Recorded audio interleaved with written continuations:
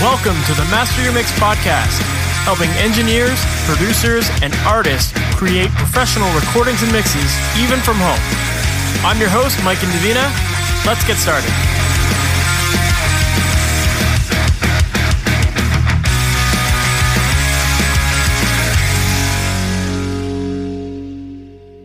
Hey, welcome to the MasterYourMix podcast. My name is Mike and Davina, and thanks for hanging out. Today, my guest on this episode is Johannes Ringen, who is a Norwegian-based composer who is well known for his work on Avengers, Age of Ultron, Furious 7, and he's also recently worked on the score for a new Netflix film called Troll. And in this episode, we talk all about writing film scores and what work goes into that. And it's really interesting because Johannes does a great job of detailing what really goes on behind the scenes and how flexible you need to be throughout the entire process. There's a lot of different cooks in the kitchen, and that can really impact the way you write your music, but also the way that other people manipulate your music after you've written it. So there's a lot of trusting other people and a lot of flexibility that you have to have with your music, and also just accepting the fact that your music can change quite a bit throughout the entire process. So I think it's really important to hear about this stuff in this episode because I know a lot of people just tend to get very fixated on their music and very married to their ideas. But when you're flexible, great things can happen. And you'll hear all about that in this episode here. And I think Johannes just shares a lot of great advice for how to deal with that flexibility. But also we get into other topics about, just composing and creating emotion through your music and dealing with things like writer's block and just how to navigate creativity, especially when you're dealing with things like deadlines or large bodies of music that you have to write.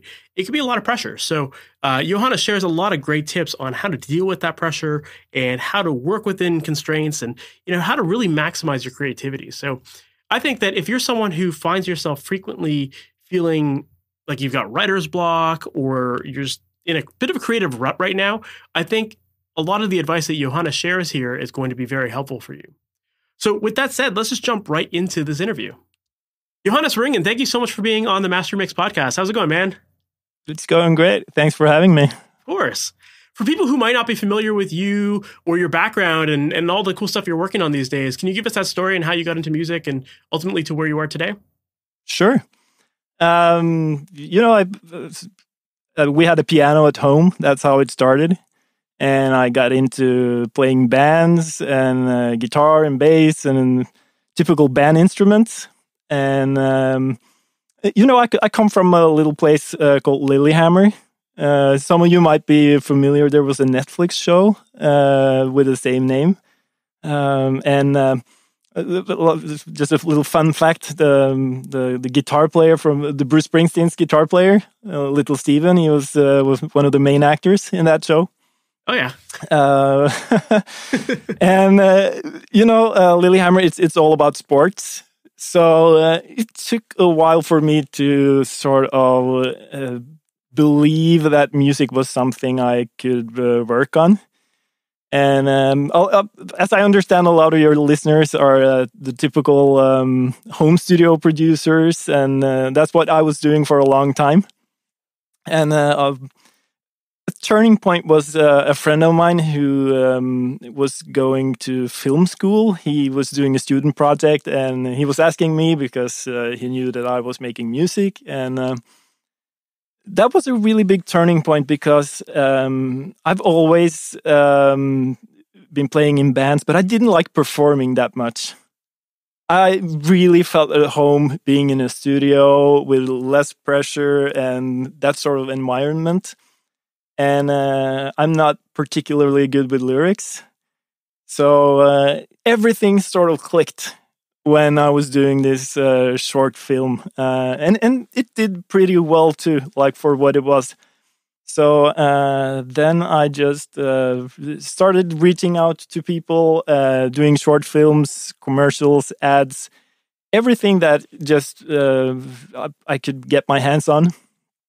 And then I realized that if I really wanted to do this, it would be a wise move to go to LA. So we moved to LA and I studied film scoring at the USC, which led to a number of great opportunities for me. Obviously, LA is the place to be if you want to do films. At least like now you can pretty much be everywhere. Things have changed in so many ways in that regard. So yeah. So it's been like a gradual process. The latest film that I did is called Troll, which is out on Netflix now, which has been doing really great. So yeah, I just feel really fortunate to sort of like that I finally found a path so I could make a living like doing what I love to do. That's amazing. Yeah, I love how you were able to kind of observe that, you didn't want to be performing. Your strength wasn't in writing lyrics. So it's like, okay, well, how do I make instrumental music and do it in the studio? Like, it definitely makes sense. And composing would be a great avenue for you there because it certainly plays to your strengths, I guess, Yeah, for sure. Yeah. So when you were working on that first project that your friend gave you, like up to that point, were you working on making like score music at that point, or were you kind of just doing your own like rock music or something like that? Yeah, not score at all. I don't think I even know that movies had music. It was at that level. So I did all sorts of music, and that's the thing. Like if you live in a small city like I did, like the music community is so small, so you're into a little bit of everything. You're playing a little bit of jazz, you're playing a little bit of rock, and later that has become like a really good thing because film scoring is so much about telling stories, and to have a lot of like experiences to draw from has been great. So I've done it all. I've been recording my friends' bands, my own bands, and so on and so forth. That's amazing. Yeah, I think you bring up a really good point there of diversifying your musical tastes. Because, it's not just, especially when you're in scoring, it's you may come from like a rock background, but you're not making a lot of rock music necessarily for scores. So you definitely have to diversify your musical tastes and your influences. So what was that process like for you to like learn these different styles of music and how to write them? Because, some people are just very like one-minded where they can only write a rock song. But now you're in a position where someone's like, hey, I need this classical theme or I need this electronic theme or whatever. So, how did you go about learning these different styles of music so that you could adapt to whatever you needed to do? This is the best part, I think, of film scoring because I was playing in bands and I was touring and doing that thing for a while. And, I got a little tired of playing the same songs over and over. And I found it so much fun to, making a film score. It can take anywhere between 5 weeks and 1 year, and then you're sort of like you're done with this sort of like thing. I think everyone tries to make something unique for every project. Mm-hmm. That's so nice to be able to. I'm having so much fun with it. And at the end of the project, I can do also, for instance, Troll that I was just doing. It's a fairly like symphonic scores. We recorded a big symphony orchestra, and then the other day I'm doing something which requires just some band instruments.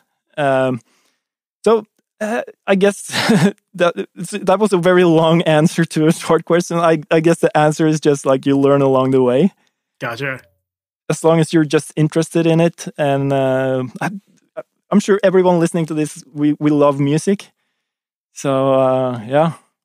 What about instrumental, like instrumentation wise? Because you said you were a guitar player to start, and now you're writing symphonies and stuff like that. So do you feel like you had to learn a lot of other instruments along the way, or like learn how to play other instruments, or was it kind of just something like the musical theory allows you to just apply it to a lot of different styles? I'm fairly good with computers, so I've learned a lot through computers, for good and for bad, because there are obviously a lot of pitfalls. Musicians don't behave like a computer, that's for sure. But with all these tools today, like I don't think anyone would throw a symphony orchestra at someone and just say, "Hey, let's just do this." We know that it costs hundreds of thousands. or tens of thousands. So that's a really good sort of training ground for everything. So yeah. Yeah. Well, I would assume that MIDI plays a really big part of your process, right? Yeah. The thing with film scoring is the director and the producer, they have the final decision on everything. So they don't know how to score read. So you can't hand them the score and see, guys, take a listen to this. There's no music here. So what we do is we make a mock-up. That's a thing in film scoring, which is basically a sort of a computer version of the final product. So the director, he can say, yeah, I like this, but can we have a little more energy here? Can we have a little more percussion here? Can we do there's too much here. So we have this sort of like common ground to go off from.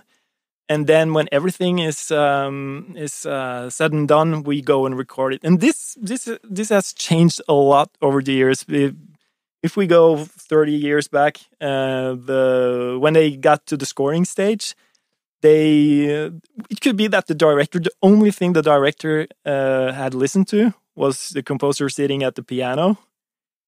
So that's kind of hard to imagine today. If you go on YouTube, there's a lot of things. John Williams is playing his themes, and like hearing something on the piano and hearing something with a full orchestra, it's so different. It has obviously also cut down the time spent recording a whole lot.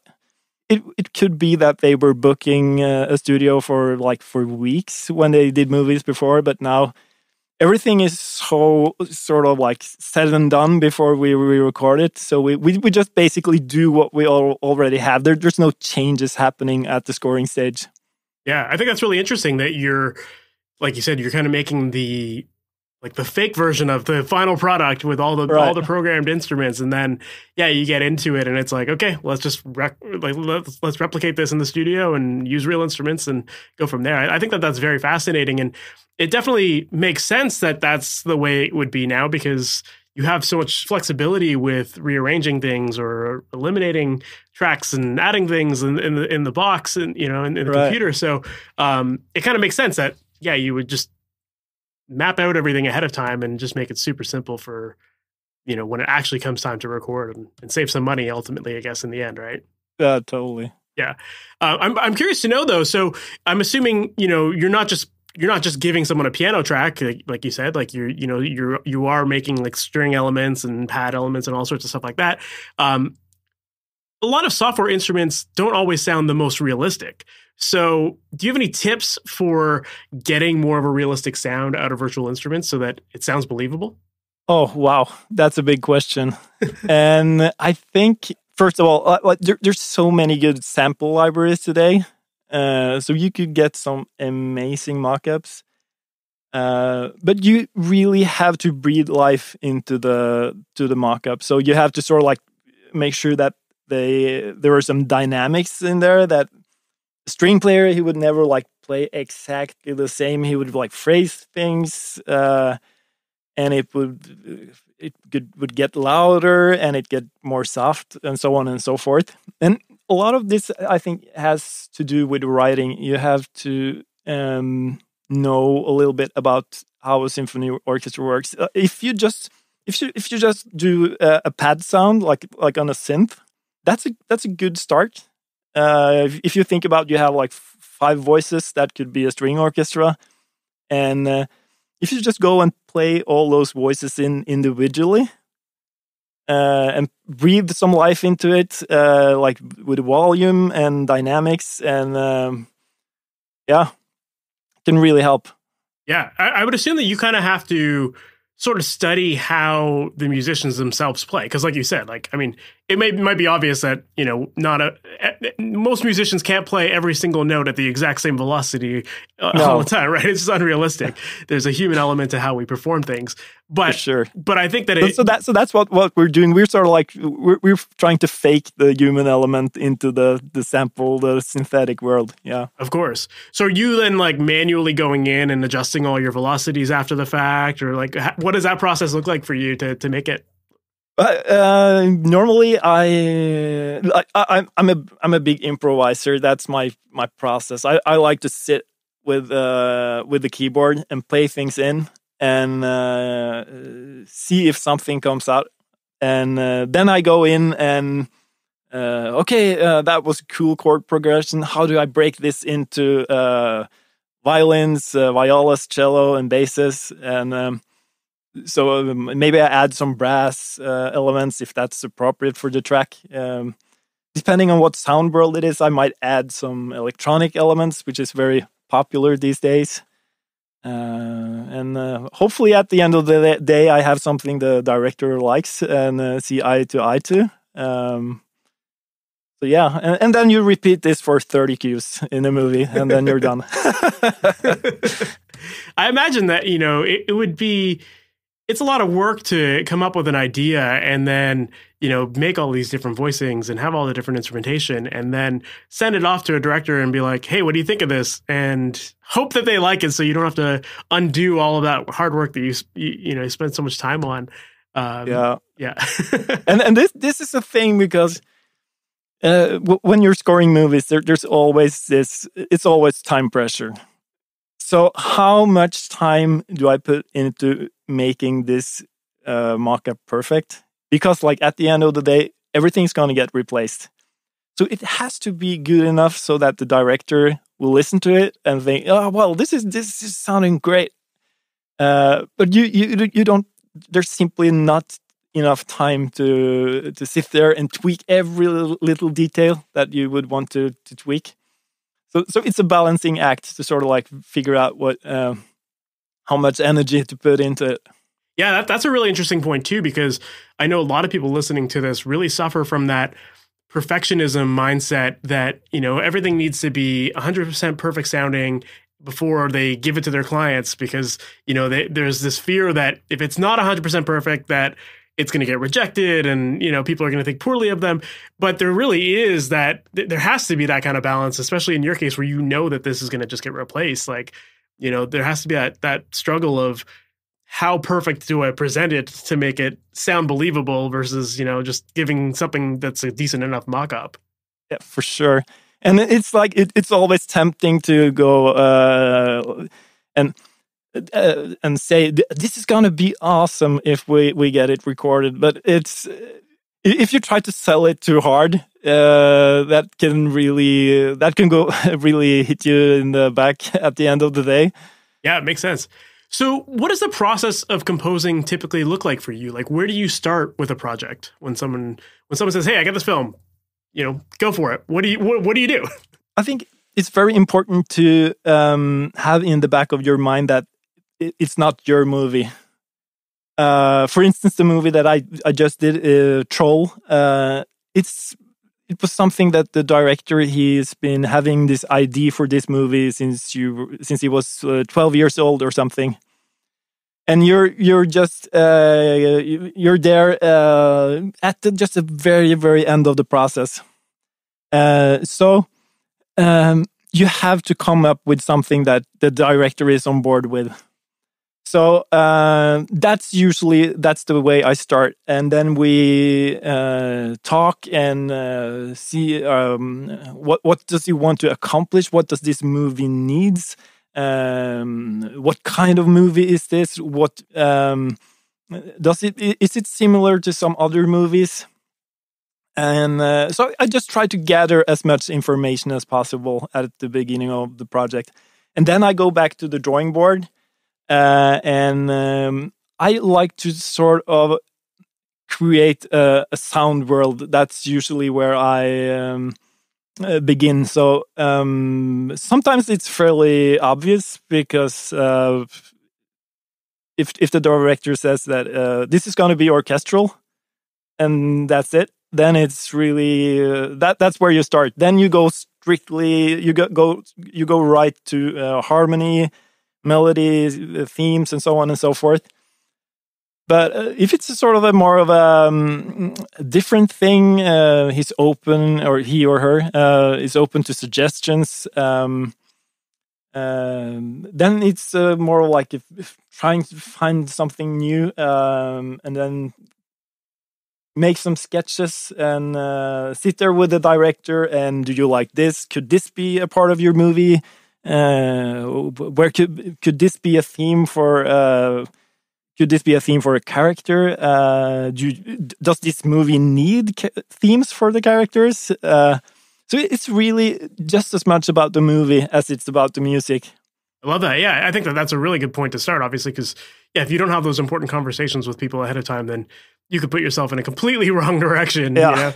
You know? It's interesting that you bring up the idea of like making themes for characters too, because that's something that I don't think that a lot of people think about, right? They just kind of think of this like underpad of music that it just is there. But, when you do create something specific for a character, then that can really change a lot of the scenes as the movie goes on with that specific character, that kind of thing. So it's very interesting. Yeah, and there are more aspects to it because it makes the conversation about music a lot easier. Because if you've sort of like if you've gone with a character theme direction, you're on the same page. Like when to use the character theme. Mm-hmm. If you don't have that framework, like every scene is sort of new, so you have to have that conversation for every scene. So it can really help to be a sort of like a creative framework and makes just the process a bit easier. On the other hand, like if you do the character theme the thing, it can also be a little old school in a way. Like in Star Wars. So sometimes the director might say, this is too on the nose. Like every time we see this character, why do we need the theme? So yeah, I guess it really depends on the movie. I imagine that understanding where not to have music is also an important element of the process too, because, you don't want to just fill the entire movie with music, because sometimes there's power in having dead air, or, not dead air because there's obviously dialogue there, but, there's power in not having music as well. So is that something that you're also working with the directors to figure out, like which scenes should we leave kind of bare and which ones should we fill with music? Yeah, for sure. That's something we normally do when we have a final cut of the movie. We have something that's called a spotting session, where we go through the movie and we discuss it, like where to put music, where to not put music, and what kind of music are we putting in those spots. But it's normally like for me personally, it's so much better if we can start writing music before they start editing. So when you get the final cut, there's music in there that you have written, and you're sort of like informing the whole vibe of the movie, of the soundtrack. Like the nightmare is when you get there and the director, he has found all his favorites from his score collection. So there's music from Star Wars there, and there's some Hans Zimmer and all those guys, and it's his favorites. and then it's up to you to sort of like, how can you beat that? It's not possible. So it's always nice to start early in the process, and it makes the job easier too, of course, because some of it is already written, and the post-production phase, it's always time crunch. But yes, it's really important not to overuse music. That's if it's better without music, it most certainly is better without music, so to speak.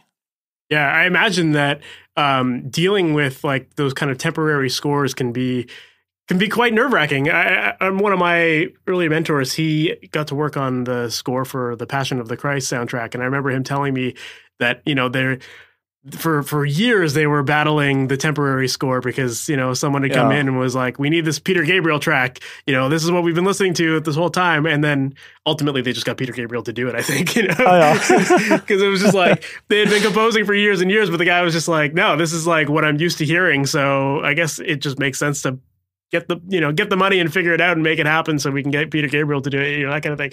But yeah, I imagine that, like, you know, when you have a temporary score to go off of, you know, it can probably create some sort of element of like imposter syndrome as well, because now you're comparing yourself to, you know, often music that has been highly revered for years for other movies that, you know, the music was part of and that kind of thing. So how does that come into play for you? Like, how do you battle with that imposter syndrome and you know, trying to compete against, you know, maybe some of these other big score writers that have maybe set a high precedent for you to write against?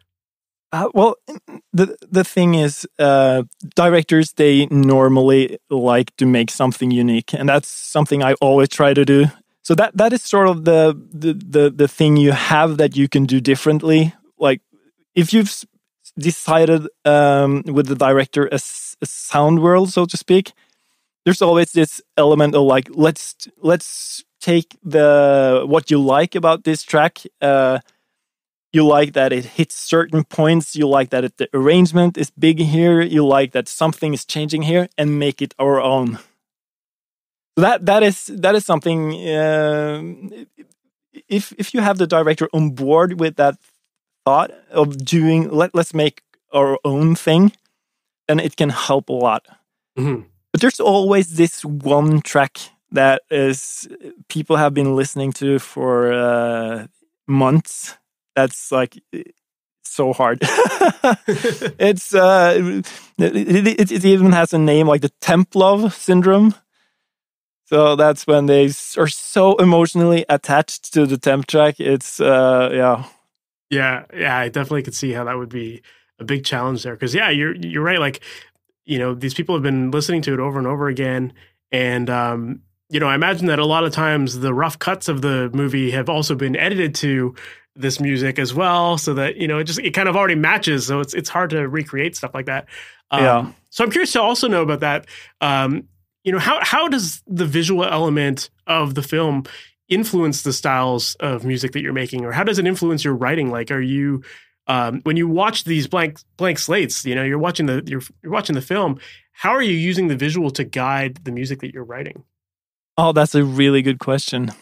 Honestly, I like to get in the beginning of the project when they start shooting, I like just to see something, just to get sort of like to get their visual, their vision for the movie that we're making. Then I try not to think as much about the visual side of things, because you get so you get so detailed into things. So I try to save the micromanagement kind of thing until later. At the spotting session, we discuss where should the music change, the arrangement and everything. But for the big picture, the visual style is very important. And it can be a huge inspiration just to see something from the set. And yeah. Are you factoring in things like, you know, the visual cuts? Is that influencing like your tempos and that sort of thing? Absolutely, but this is later in the process. That's when we were closer to a final cut. You know, when we're at that stage, when we're at the spotting session, and if you have some of your music in there, some of it is good as it is. It's like you just need to do some tiny adjustments. And sometimes you need to just make everything from scratch. And then I just try to get a feel for the pacing, and I just go with what feels right and hope that the director is on board with it. Of course. Yeah. I would imagine too that in these spotting sessions, you're also starting to realize, you know, where things like dialogue or voiceovers kind of sit, and maybe that's influencing what's going on in the audio as well. Oh, for sure. That's. I'm glad you're bringing that up, because that's the most important thing. on a soundtrack, the score is just one out of three elements. It's the dialogue, as you say, and there are the effects, the sound effects, the explosions, the sound of the clothes, and then there's the music. And the dialogue is always king. If you try to write very complicated music under dialogue, they will just turn it down so you can barely hear it, or they will just take it out completely. So the trick here is when you're writing to picture, it's a little bit like making a record. You know, the vocal is that's the main element, and the vocal is already there. That's the dialogue. So you try to make things fit with the dialogue. So, like frequency-wise, you're not putting in snares under. It's very rare that there are snare sounds under dialogue. So yeah, you just have to. You'll always lose against the dialogue. So you just have to embrace it. That makes sense. So I'd almost imagine that, like, when you're writing, do you find that you try to generally start with a very minimal kind of arrangement to start, and then you pepper it in other stuff later on after you've seen the final cut, or you kind of work backwards where you like populate everything, make it busy, but then you learn what to take away in certain sections? I guess what I do when watching a scene, I get a pretty clear picture of what it needs. And what sort of arrangement? Is this going to be loud? Is this going to be soft? Is it going to be densely orchestrated? Is it going to be like minimal? So I just go from what feels right, really. Makes sense. And you also kind of brought up sound effects as well, and how that can influence the arrangement as well. Like, I would imagine if you have big explosions, you kind of want to time that with the music a little bit. And so I could definitely see that, like, these screenings where you get to watch the cuts, like that would definitely change your music, because you're now trying to fit these other sound effects around what your music is doing. So seems like one of the big themes that you keep bringing up here is like adaptability, and you just have to be willing to change and not be married to your music with this stuff. Oh, for sure. It's so important not to be too precious about the music, because it's competing against dialogue. It's in a way, so it'll definitely sound different than it's doing when you're sitting and working on it, and you get to the screening, and it's definitely a different experience. You just have to sort of be happy for that, like in the greater scheme of things, it makes it a better movie. So yeah, so it's when I'm writing, it's I always have to keep in mind that there's gonna be sound effects as well. So I try to have that in the back of my head while writing. A very common thing to do, like when you're starting out, is that if there's an explosion, to just like go full on orchestra just to make an impact. But at the end of the day, it's probably better to just take it out and let the sound effects do its thing. Of course. Yeah, that makes sense. Yeah, I think that's a really important kind of conversation to bring up, is this idea of, being adaptable with the music and not taking it so personally when, someone asks you to change things up, because it can be hard, right? Obviously, you're making this music. This is like your baby to some degree, but you're making your baby work with someone else's baby, and as far as the film goes. So, there's got to be that balance of like, how much pride do you take in what you've done versus like what's the bigger picture, and how's this collaboration working? For sure. And the way I think about it, the director and the producer and the writer, they've been working on this for so long, and you're coming in at the very end of the project, and they know more than you do about the project. A lot of the times, I think they're right, and I'm not thinking from a sort of like the client is always right kind of perspective, but they know so much more, and they have the vision.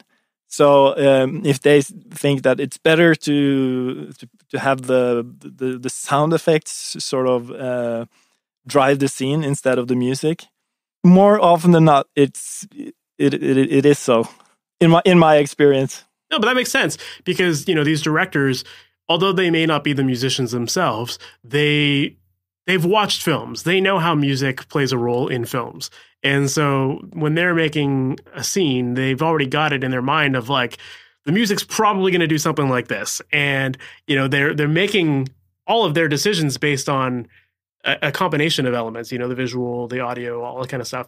And so, yeah, when they come to you, they're just like hoping for you as the expert to kind of have the same vision, share that vision or be able to at least make their vision come to life. So, you would certainly have to be pretty flexible and not married to your own work and, be like, this can't change because I wrote it this way, that kind of thing. So yeah, makes a lot of sense. No, this is something I'm really happy with. I lived in LA for a couple of years. So I was lucky enough to work on these big movies and to see that even like the top guys up there, they get notes, they get pieces torn apart. It's a part of the job. It's not like the big guys. They just do one version of things and this is how I do it and call it a day. It's not like that at all. That's good. That was a good thing to realize. Yeah, that's definitely very helpful to realize because, often you have that idea of like the top people are just so good at what they do that they never have to fix anything. But, once you realize like, okay, wait a minute, they're human too. And this is just the process. Like we all go through these changes. Then, that definitely makes the load a little bit easier for yourself to deal with. I'd love to talk about like writer's block because I'm assuming that that's something that must come up in your experience. And, there's probably times where you're looking at a screen and you're like, what do I do with this? So how do you tend to deal with writer's block? Well, that's a really good question. I don't think of writer's block as something, in a way, I think of it that it doesn't exist. Like, first and foremost, like you're there to, filmmaking, it's a huge collaborative, effort and, no other departments, they can sort of wait for you to be inspired. And it's not like, guys, I have to go 2 weeks away because I'm not feeling inspired. So you develop these tools and techniques that are really helpful. For me, it's, I think part of it is that when you're sitting there, you're comparing your work with the best work out there. I mean, you're sitting there with the piano and you're comparing it to the fully recorded piece of the best film music in the world. Are you talking about like the temporary tracks that they put in at this point? The temp track or maybe some other track that are just like really awesome because we want to be awesome. Of course, like we want to do the best work we can. Everyone wants to do that, and you just have to get it out there so you have at least something. It doesn't have to be good, and then you can sort of improve it later. That's at least something I found really worthwhile. Sort of convince yourself it's not that important, because if you have like this blank page. Hours go by and all you're looking at is a blank page. You have nothing. But if you have some like simple stuff, at least something, you have somewhere to go. Like I can't remember who said this, but why not go for the first lousy idea instead of the second lousy idea? So it's all about like developing something. That's at least that's an advice that I found really, really helpful. Did it make sense at all? Yeah, absolutely. Like it definitely makes sense. And I like the point that you brought up there that, the the industry doesn't wait for writer's block. Like, it's not like, they're expecting it and just like, are accepting of it. It's like, no, you have to provide, they hired you for something. So, give us some sort of audio. So you do have to find ways to make yourself prolific and to write, and just, whether it's a bad idea or not, you just have to get something out and get the ball rolling. Yeah. I have to add though that the goal is obviously to make great music. Of course. But like in the process of making it, it's not helpful to have this sort of like in the back of your head, like this has to be awesome. So you have to sort of like trick yourself into that it's not that important, because at least you have something and then you can work on it. And even like the best pieces started out with something real simple, right? So hopefully by the end of the process, you've created something that's awesome. Yeah, that makes sense. Yeah, and I think it's really important to have this kind of conversation, because even people listening to this, if they're not trying to get into composing, but they're just writing music, like I know a lot of musicians who are just like writing their rock songs or whatever, but when they sit behind a guitar and they just hit that wall where they're like, I can't write, they'll just abandon the idea of it. And like, they'll go months without writing an idea just because they're waiting for motivation to kick in or inspiration. But I like what you've done here, where you're just like, no, like I have found ways to inspire me, and, I'll listen to another track and maybe kind of get influenced by that and inspire me to write like some sort of starting point, and then you just go from there. And I think that's a really good habit for people to get into, is just like forcing yourself into this creative process and, just exploring things. And maybe it isn't a great idea. Maybe you write 100 awful songs, but then you write one that's really, really good, and that one changes your life. It can happen, and I've certainly seen it in my own circle of friends. Like, so one of my old roommates, I remember his band, like they were challenged by their label. It was like, you need to submit a song a week, like done song per week. And they wrote a lot of songs that weren't quite hit material along the way. Yeah, but they did it, and then finally, like, he eventually ended up going on to write that big Chainsmokers song, Closer. So it's like fantastic. All that practice along the way eventually resulted in something that worked, right?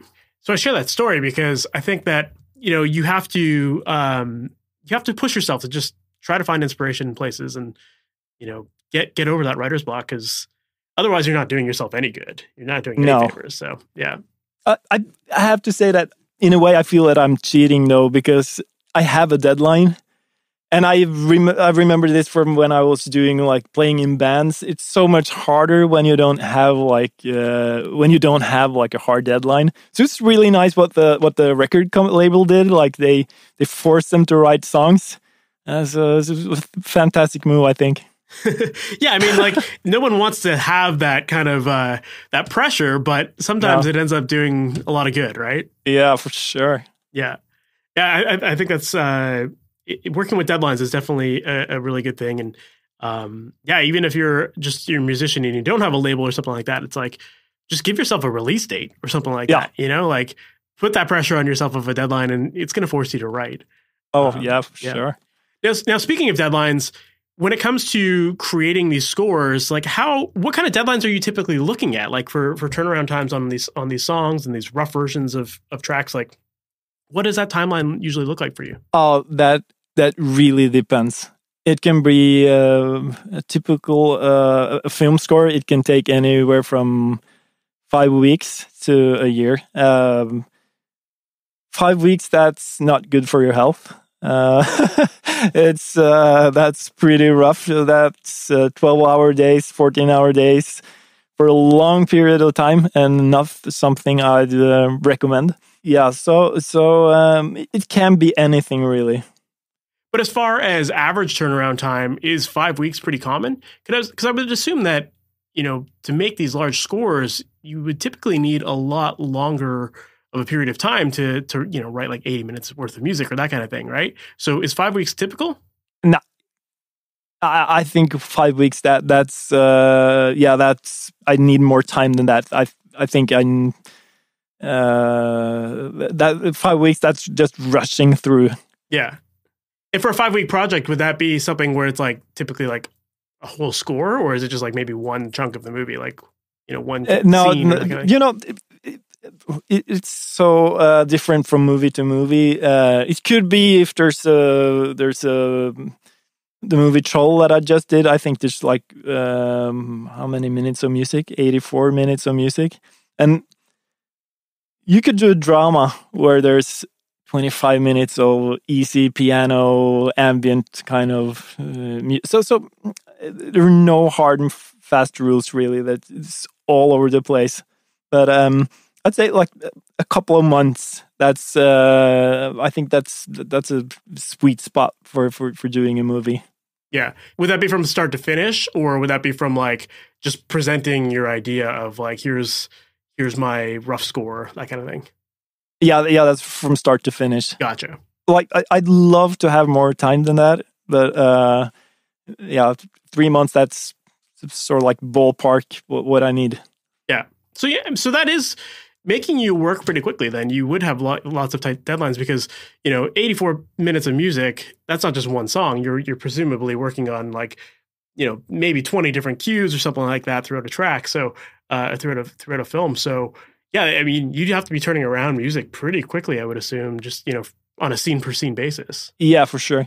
So it's super important that you, as we discussed earlier, that you have sort of like a sound world.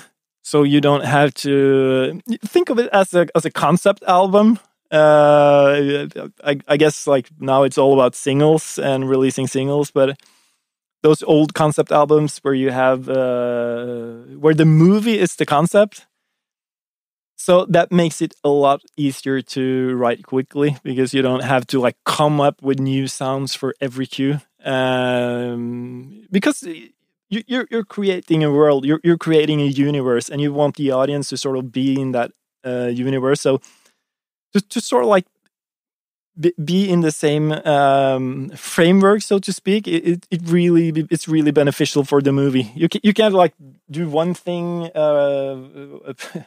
and change completely on the next cue. It would just not work. Gotcha. Yeah, that makes sense. Like you've got a lot more like recurring themes that are coming throughout a whole. Yeah, for sure. Yeah, that makes sense. So then, are you kind of like working off of templates then? Like once you've got that kind of rough soundscape, are you then working off of a template that just allows you to get up and running pretty quickly?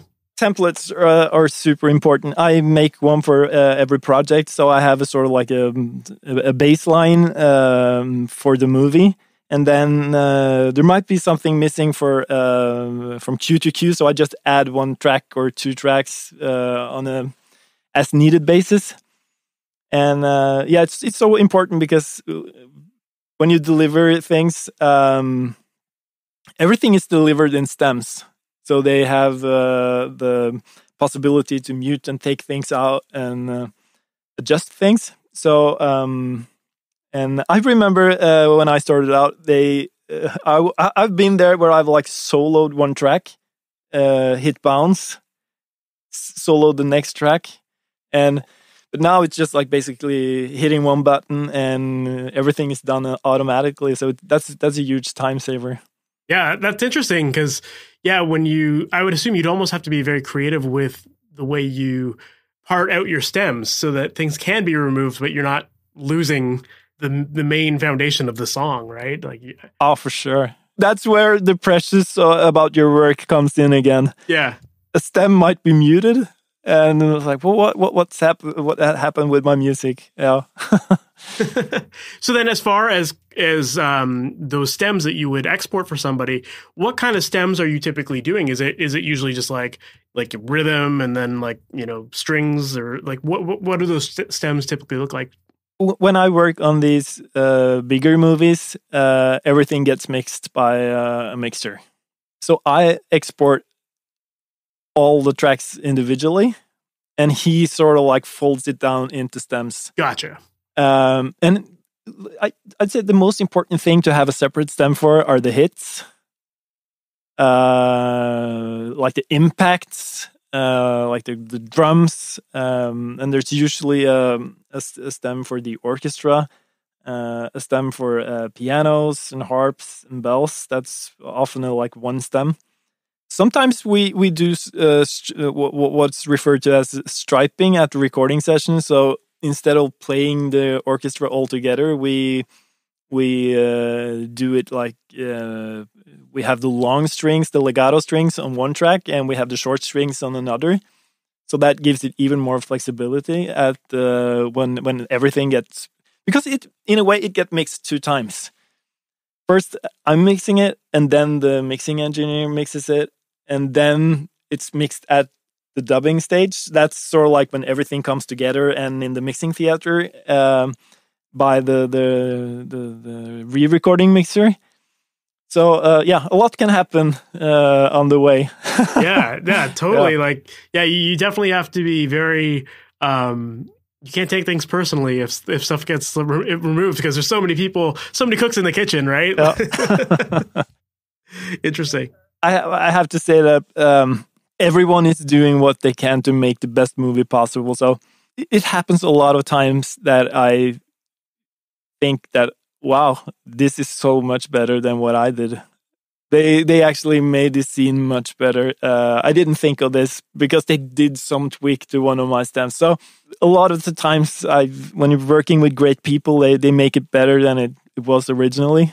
For sure. Well, and also, once you see it all kind of come together, it definitely makes it work better. Like it just, it's in the end, it's kind of meant to be the way it is, because it gives you the best arrangement of all of the different elements, visual and audio and sound effects and all that kind of stuff. Absolutely. Yeah.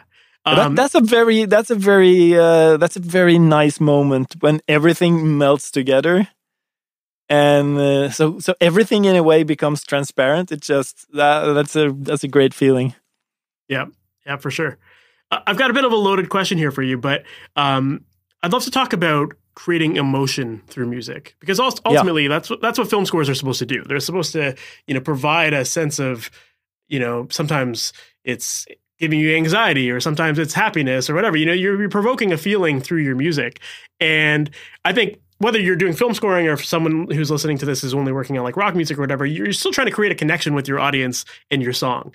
So what are some of your tips for creating emotion through music? Minor key is sad, major key is happy. That's a 101 kind of.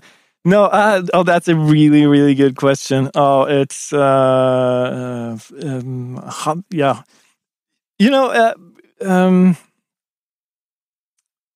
I feel that film scoring has changed quite a bit over the years. It's if you're too sad, the music is too sad, or it's too happy, in a way it has been more like ambiguous, in a way. At least that's how I feel. If I present something like a really sad cue to the director, I might get the feedback that this is a little bit too on the nose, at least for the movies that I'm doing. So it's and you can't push harder than the storyline. Like if you put on like super sad music and it's not really sad, it's just like feeling like it's this comedy, or so I guess it's a balancing act. You just how much can I push it in each direction. And going back to what I jokingly said about major keys and minor keys, but there's some truth in that. That's sort of like the really, really basic start. Yeah. Yeah, of course. Well, I mean, I think that's probably, like you said, like kind of like one of those 101 theory things that people always discuss. But what about things like key? Or sorry, like the obviously major and minor, but like the actual key themselves. Like, do you find that like certain scales or whatever are better for certain styles of music, or certain tempos, that kind of thing? Oh, that's a fantastic question, and it's a good one. If you're asking if D minor and C minor, if they are very different emotions, I'd say no. But This has been discussed so much. Like if the root key, like if the minor keys of two different root notes, do they feel very differently? My take on that is no. I feel that it's much of the same emotion. But when working with the orchestra, if you need a lot of weight, there are certain keys that are better. For instance, like the contrabasses, they go down to a C. So if you're writing in B, that means that you can't go as low. If that makes sense. Yep. Because then the basses have to go one octave up. That makes sense. Yep. So that's at least one consideration to. So if I'm doing action cues, C, D, E, like so, you're getting really down there, or good keys for that. If you think like more modal, like you have the Lydian scale that evokes certain emotions. So yeah, I definitely think that to go off from a scale, that's a good way to start a cue. Well, what is it in Spinal Tap? They say D minor is the saddest chord of all, or saddest scale. Yeah. Right. What about, I'm assuming things like tempo also comes into play as well. That like maybe faster tempos are more for high energy scenes and. Oh yeah, for sure. That kind of thing. Yeah. So 147. That's a good action tempo. So you have you start to develop this some go-tos, and but at the end of the day, it's more like every scene is different, and you just have to feel what's right. Gotcha. That makes sense. But it's just really good to have some starting points, though. Yeah, that makes sense, and especially the more you do this, the more you have that kind of that experience that will tell you that, like 147 or whatever is a great tempo for action, and maybe like 120 is more of like a jogging pace or that kind of thing. Yeah. So once you know those kind of things, then you can definitely play to those strengths for sure. Yeah. Awesome. Last question I want to ask you is that I know there's a lot of people that are listening to this who are probably feeling inspired by everything you've talked about here and are thinking for themselves, like, I would love to get into composing and working in film and that kind of stuff. So what's the best way for someone to get into composing professionally, and how does someone break into this industry? I think the short answer to that is to just do it. To find friends, people you know, maybe you have someone you know at the film school. Reach out. There are a lot of films that are being made, like on smaller budgets, and a lot of the directors that I'm working with to this day is started off like with pretty small movies. So it's about doing it and building relationships and get as much practice as you can, really. Yeah, and just getting in with like film students and stuff like that. Like that's probably one of the best ways to get started and getting your music out there, that kind of thing. Yeah, definitely. You can't just like call a producer and say that you want to do like this blockbuster. You have to have certain track record. So I guess this is just the same as doing bands, and you're sort of like you're building one stone at a time. Makes sense. Awesome. Well, Johannes, thank you so much for sharing all of this information here today. I think that there's a lot to take from it, and I'm sure there's a lot of people who are unfamiliar with what goes into composing film and TV music, and to hear a little bit about your process and how flexible you have to be with it throughout the whole process. I think it's really important for people to know, and even for the people who aren't listening to this coming from it as wanting to be composers, like there's still a lot to learn about being adaptable and flexible here, or with everything you talked about as far as like getting over writer's block and stuff like that. There's a lot of great lessons to learn here. So Johannes, thank you so much for taking the time to do this. I really appreciate it. Thanks so much for having me, Mike. It's been so great to talk to you. Thanks. So that was my interview with Johannes Ringen, and I thought that was really interesting to learn about what goes on behind the scenes when it comes to creating film scores and how much flexibility there is. I think it's really interesting that, with digital technology these days, everyone is just making these like temporary scores using MIDI-based instruments, and then, they'll constantly be adjusting things. And then finally, they'll get to the stage where they re-record everything with real instruments.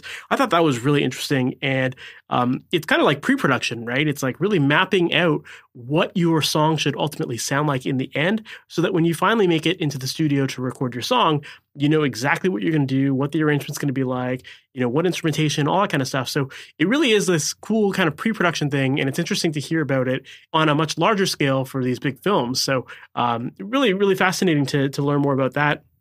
And I thought that it was great to hear Johannes' approach to dealing with things like writer's block and how you just got to battle through it. And that's one thing that I've found with the few composers that we've had on the podcast is that composers that are doing this professionally, it's like there's no time to waste. You can't have writer's block, and you can't expect that people are going to be forgiving with it. So you need to find ways to create music and to get inspired. And when you create these little systems for yourself, it allows you to get up and running, and maybe you don't have a hit right away, or maybe you do, but you have to just get the ball rolling. And I think that that's something that, whether you're into composing or you're just making music on your own, I think this is a really good practice to get into, because the more you flex those muscles, the faster and better and stronger you get. So just great tips that Johannes shared here as far as getting up and running with your creativity. So I found that very inspirational. I hope that you did too. I hope you learned a lot of great stuff from that, especially if you're not familiar with the world of composing. And if you like this episode, make sure to smash that subscribe button. That way you're notified about all new episodes as they go live each and every Wednesday morning. Saying smash that subscribe button sounds so like YouTube-y, right? But anyway, you know what I'm talking about. If you want to make sure that you get all the new episodes as they go live, definitely make sure to subscribe to this podcast. That way you don't miss out on any. We've got so many great episodes coming up ahead. So definitely make sure to do that. And also make sure to visit MasterYourMix.com if you're looking to get help with your mixes. If you're feeling stuck with your tracks and you're not sure what to do to make them sound better, rather than letting them sit on your hard drives collecting digital dust, I'd love to help you out. So on the website, there are tons of great resources designed to help make the process of your music production so much easier. And one resource that I definitely want to point you to is a book called The Mixing Mindset. That is a book where I break down the process of mixing step by step, so you know exactly what to do, what to be listening for, how to use the tools, how to dial in settings, all that kind of stuff, so that you can get your ideas to come out of your head and out of your speakers. So definitely make sure to check that out. That's available at MasterYourMix.com. And if you're looking for even deeper training and you're looking for one-on-one mentorship so that you can get personalized feedback on your specific music, and you're looking for someone to help guide you throughout the entire process, that is something that I also offer as well. If you're interested in learning more about one-on-one coaching, send me an email. My email address is info@MasterYourMix.com, and just simply include the word coaching. So once again, that's info@MasterYourMix.com, and just include the word coaching, and I'll get back to you, and we'll talk about how I can help you out. So we've reached the end of this episode. Thank you so much for sticking around, and I can't wait to chat with you in the next one. We'll talk soon. Have a good one. Thanks for listening to the Master Your Mix podcast. To have your questions answered, submit your questions to questions@MasterYourMix.com. Please go to iTunes and subscribe and leave a review. And for more information on how you can improve your mixes, visit MasterYourMix.com.